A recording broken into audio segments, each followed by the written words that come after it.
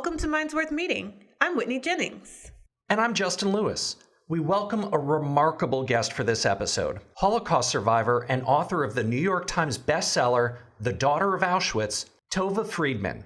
It's an important discussion about the roots of hate and the potential for peace. We also have a special guest co-host for this episode, our colleague Meg Virag from the Stern Speakers and Advisors marketing team. We're so excited for you to hear our chat with Tova. Here's Meg to kick things off. So Tova, your story is a testament to really incredible resilience in the face of unimaginable adversity.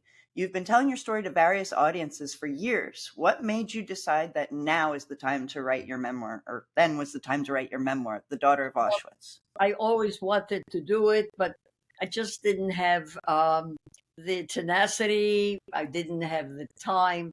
And then COVID came. So I'm on my bed in COVID, during COVID, and I get a phone call from a reporter, Malcolm, who was my co-writer. And he was also in his house and he couldn't do anything. And borders were closed. So he said, let's try it. Let's write. So I had to learn how to use the computer and send them information and so forth. And we did it. And he found a publisher in London because he was a very well-known reporter. COVID was definitely a good time to do things like that. And it's interesting. We had no distractions. Right. He hardly worked. And it was just right. And we met in Poland. So we knew each other slightly. Can you tell me a little bit about how you met? Yeah, we were at a convention, 75th anniversary of liberation of Auschwitz. And there were lots and lots of reporters from all over the world. And he was one of them. He came from London to Poland. And there we met for about a half hour. He did a short documentary on me. And I liked it. It was a very nice documentary. So when he called me, it sounded right. And it was a trial. And the first chapter seemed to go very well. And when we finished the first chapter, the publisher liked it. So, it was his impetus, really. You've told your story many times to audiences around the world. Right. How was it different writing it down? It's completely different because when you talk, you're done with it within an hour. You talk about it, you feel whatever you feel, you go home, you're done. This was very different because the memories came back. I had nightmares. Right. I felt depressed a little bit. I said, I wish my mom would have been here. My husband had died recently. And it was just like, it was more emotional. And it lasted longer. Although for a book, it was very short, something like 8 months from beginning to end. And, it had this intensity. It was a very intense experience. Sure. It really resonated with me when I read through The Daughter of Auschwitz, how you could feel how much you missed your mother throughout that entire story, because it was really not just the story of you, but also her story as well, and also the story of growing up as a survivor too, as a child of survivors too. So It was such a multifaceted experience. I think that's part of why I really love reading your book so much. It's just not my story. It's the story of the 1.5 million children who just weren't as lucky. Because we duplicate it. Don't forget there was a template. The whole the way Hitler did the war, the whole thing, that it happened in the same way in every city, in every ghetto. Everybody marched to the crematoriums the same way, to the gas chambers. People were tattooed the same way, so that nobody had to think. They could do exactly what they were told. So in a way, my story can be duplicated by 1.5 million. I found it interesting. So your professional background is in clinical therapy and social work. And you were talking about the process of writing the book, that you had nightmares, that you were experiencing strong feelings. Do you think that your education, your training in therapy helped you tell your story? Well, yes, in a way that one of the qualities of a therapist is to be authentic, Mhm. and help the client to be authentic, because fooling oneself, it just doesn't do any good. You don't get better. Right. Yep. You really have to be straightforward, and sometimes you see things about yourself that you don't like necessarily. And I think I try to make it as authentic and as real as I could remember, as real. And by the way, I never read anybody else's story at that time, so I don't get confused. Was it cathartic in the end to write it? Yeah, well, Yep. yes, it was very, very cathartic, especially the reaction to it. I felt I've done something, At this age, you don't have that much time, and you really have to number your time by weeks, by months, if you're lucky, by years. Mhm. So that I am very lucky. I just celebrated my 85th birthday. That Happy birthday. Well, thank you. That I was able to accomplish this, and still get the reaction. Like my husband isn't there to celebrate. My mother, of course. And it's bittersweet. Bringing up your family too. I mean, the story of your life really spread thanks to your grandson and TikTok in a very 2020s kind of way. Can you tell us more about how your grandson brought that in, how you got started?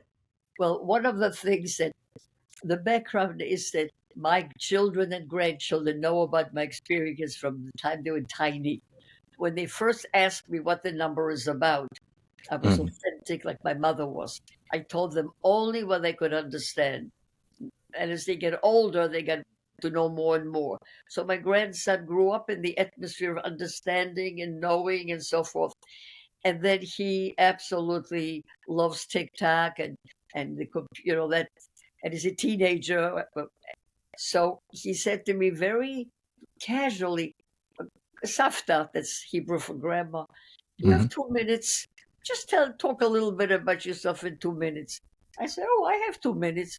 I said, why 2 minutes? He says, because the people will be watching it, if anybody. He said, I'm not even sure anybody will. Their attention span is 2 minutes. I said, oh, that's good. I can do that. So we were having Shabbat dinner in their house. After we finished, he asked me a few questions, and that's it. And he said, I wonder who's going to... And I never heard of TikTok. I said, I wonder what he's talking about. Within a very short time, the responses were fabulous. They grew and grew and grew until at one time they reached, I think, 90 million. Wow. In a short period. I was just shocked. He was shocked. It's so interesting the way that stories spread these days, where as before you would have had to read it in book, read it in newspaper or magazine, and today it's instantaneous. Although the media has also very negative sides to it. I mean, Facebook, and people tell nonsense, and my clients always tell me, why can I be like X, Y, and Z? Because she's in Facebook. I said, forget it. It's probably just fairy tales. So it's good and bad. But I like the good part of it, is that you can educate people very quickly, and you can reach them in the entire universe. I mean, we got phone calls from India, from Australia. I don't mean phone calls. I mean texts from the people, from teachers, from kids. It was really amazing. It was amazing. Are there some specific interactions that stick with you that were kind of unexpected from people on TikTok? Yes. Well, first of all, everybody wanted to see my tattoo. I mean, in a world of everybody being tattooed, I mean, you walk on the street, you can't find anybody who's not tattooed. When you go swimming, I spend my time reading tattoos. So that why it was so strange for them to see my tattoo. That was really every single person who watched wanted to see it again and again. And I was very happy to show it, because it's my witness in case somebody says it didn't happen. This really is my witness to the world. And I remember that reaction. It was a very strong reaction to it. On a personal note, my great uncle was also a survivor, and I don't remember much about him. I do remember him having the tattoo on his arm, and it is a powerful thing, and that has stuck with me for many, many years. And I can only imagine the impression that it's making on kids today, and they will remember your story many years into the future as I well. hope so. In fact, there was a person who made a sculpture of a hand, and he called me and asked me if he could use my tattoo, like a Wow. hand sticking out like that. And I said, sure. Yeah, that's amazing. Well, we know that studies have shown that knowledge of the Holocaust has been decreasing among the younger members of the generations. So, in that kind of world, what do you think are the best ways to raise awareness among those younger generations? How can we best equip them as the leaders of the future with the tools and the knowledge that they need to ensure that this won't ever happen again? It's very complicated because they have so much, the young people have so many different things that demands their attention. But I would say education and speakers like myself, so that not only necessary from the Holocaust, but from any place with genocide, the young people are not aware of how difficult the world is and their place in it. And they have to sort of be made aware that life does not begin with their birth, although it does begin for them, but not the universe. And I think the understanding of history and what history means and the effect of people in history. People make history. History doesn't get made by itself. Leaders make history. Politicians make history, and so forth. I think they have to be made aware of the universality of humanity, and what it means. How does a Holocaust begin and start? You don't just wake up one day and you are in Auschwitz. It's a very slow process. Hitler, for instance, wrote his book in 1924. That's a long time ago until he started to act on it. Young people have to be just educated. Our education has not done that, just hasn't done it. They don't know history. They don't know different countries, especially in America. In some way, we still have an isolationist feeling. They don't understand that what goes on any place in the world affects them also. So I think, and that was one of the questions that I wanted to get to. Is it's interesting in the world today that young people, especially, are really seeing global conflicts through their devices. So it's from a distance. They don't necessarily feel like it impacts them. With the reach of social media like TikTok, do you think that can make a difference as far as taking away that distance through the screen? absolutely. The understanding, you see, Americans have been raised on, everything is so far away. I think they have to understand that humanity is one nowadays, for all kinds of reasons, because of science, because of politics.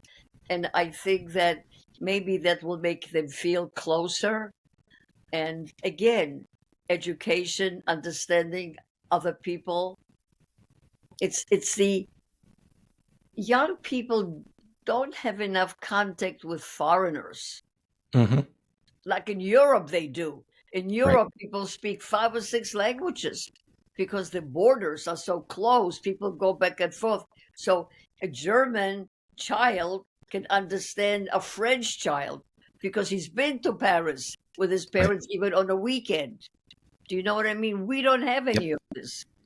I think we have to bring more international thing into our schools. So some of it is prejudice without any base, without any knowledge.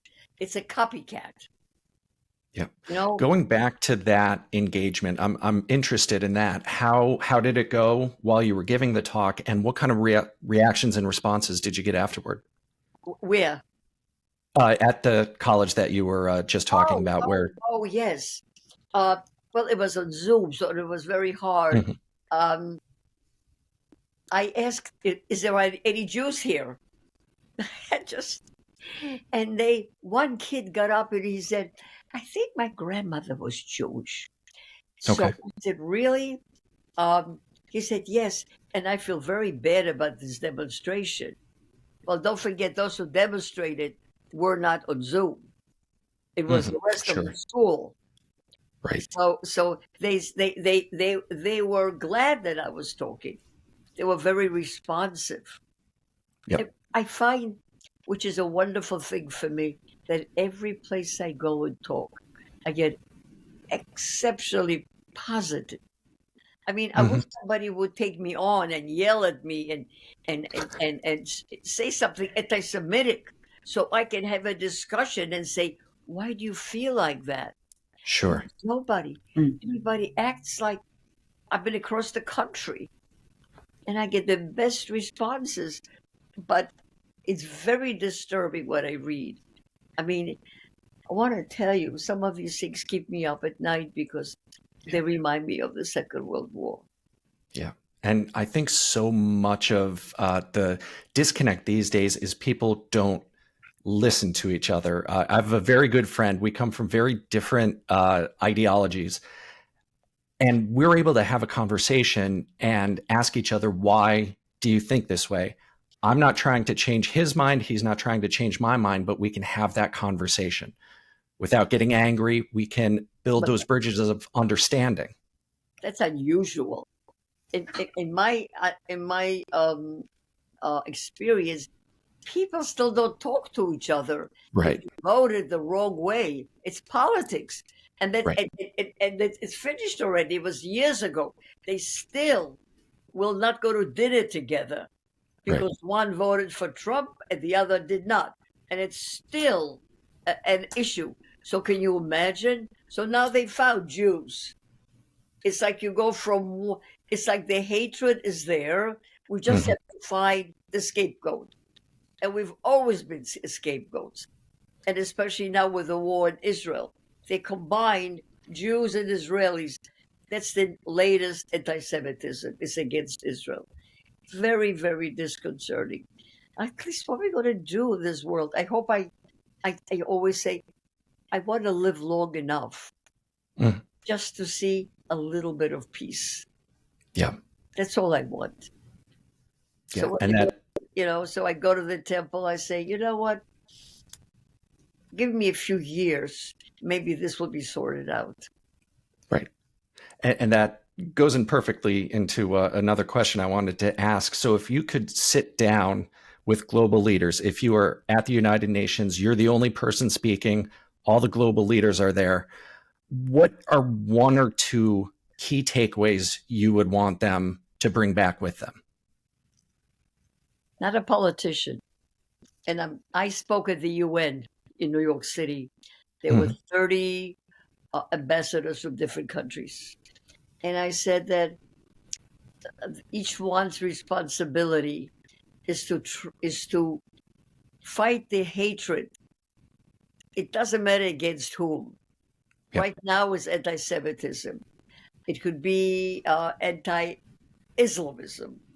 It could be, I don't know how many isms there are. There used to be a time against communism. I don't know if you remember, where everybody was losing their jobs because they once went to a meeting. So it looks like people are there to somehow get each other. And I think this is what the leaders must address in their own country. They have to look at their country and say, what's going on? Is this supposed to be a country of hatred or a country of peace? Now, people like Stalin wanted hatred. You know, you have to, I don't know which leaders. I hope the American leaders listen. I would say right now, at least, I feel that the American leaders really and truly want to have their country in peace. And I think that rather than trying to figure out how I can be stronger than the other country, what can I do with my own country? Right. What else is there? I have no idea how to do that. But I know if I were a leader, if I were, Let's say you are. Yeah. if an old lady like me would I would uh, I would have the country sing all kinds of Hmm. all kinds of things like we shall overcome, one of the old songs. I don't know if you remember that. Yep. Yep. I would do some kind of peaceful to calm the country down, because right now everybody hates everybody. Yeah. Do you feel the same way? Yeah. And again, I think the biggest problem is that nobody's willing to listen, and that so many people feel like if I talk louder than this person, then I'll be heard, Well, rather than Go ahead. rather than speaking more quietly so we can each speak. It just feels like I have to speak louder than this person. Well, you know And, why they don't listen? Because if you listen, you're afraid they'll convince you. People don't want to hear somebody else's opinion, because if you're going to tell me that, you Mhm. know what, maybe you're right, I have to change my mind, and that means that I was wrong, and people are afraid to do that. I mean, the courage to be wrong. It's very important to be able to say, you know what, I was wrong. I mean, right now, people don't talk to each other about the Israeli conflict. Yes, stop the fighting. No, stop the fighting. Yes, do Mhm. this. No, do that. I'm not talking to you. I'm just don't talk. I have people, my friends in London, stop talking to me because we didn't agree, as if we had something to do with the war in Israel. I mean, she's Right. there. I'm here. What are we fighting about? We don't live there. But she's so angry, in my opinion. So what I'm saying is, the leaders have to figure out how to work with the anger, Mhm. and because that anger can destroy each other. For Yeah. what? And I love what you said about the courage to be wrong. Yeah. It's such a simple but powerful way to think about it. It's true. It's true. The courage to say, you're right. You're right. What was I thinking? I understand you, but nobody does that. Yep. They just, you're right. They stop talking and they stop listening. Don't talk to them about facts. I made up my mind. And I think in some places it's also okay to say, I'm sorry, I don't agree with you. But Absolutely. and I think people are afraid to acknowledge that as well, that I don't agree with you, but you're still my best friend, my brother, my sister, and Exactly. people aren't willing to agree to disagree. I mean, that's what democracy on earth is. Hmm. But you have to talk. Right. You can't say, don't talk to me because I don't like your thoughts. That's ridiculous. Yep. But I guess that's, if I were a leader, I'd say, shut up and listen. Tova for president, shut up and listen. I like it. I really love how you said that if you were the leader, you'd have everyone sing together, because I think that having the idea of something good to build together is also key to avoiding things like scapegoats and everything. Because when you feel that you can be a part of a solution in building something together, that's more effective. Than people don't want to hate, I believe. So I believe, like what you were saying, if you can do something constructive. I heard this beautiful story. A little grandson says to his grandfather, I have these conflicting feelings. Sometimes I'm very angry and very hateful on one side. On the other side, I'm so kind and loving, and they Mhm. constantly fight with each other. Do you feel the same way? And the grandpa says, yes, I do. I have the same thing. I have these wonderful feelings and these terrible feelings. And the grandson says, but who wins in this battle? And the grandfather said, the one you feed. It's interesting because a lot of what we do here at Stern Speakers and Advisors is we represent corporate strategy, and your connection to life strategy, how to not only understand each other, is so relevant to how to run an organization, how to run a company, how to interact with your employees and Oh, your absolutely. No, yeah. It's they have these, don't they have like weekends where they build communities within a corporate world, how they can react with each other. And yeah, yeah, yeah, and absolutely, yeah, you're right. And I do have to get a plug in there. You can find Tova at our website, sternstrategy.com. Tell us about the TikTok account. Where can people find you there? Oh God, I don't know. It's well under my name. I think Tova. I can tell you, it's under Tova Talk. That's Is that what it is? TOVATOK Okay, at okay. TikTok.com. You can see that I don't watch it too much. No, no. Yeah, well, it's my. I just sort of feel it's well, my grandson does such a wonderful job. So, and in fact, I called him. He's just home from school. I said to him, I want to do one on anti-Semitism as soon Mhm. as he has time, because he's the busy one right now. Maybe I can do something. I just feel so helpless sitting Mhm. without really contributing in some way.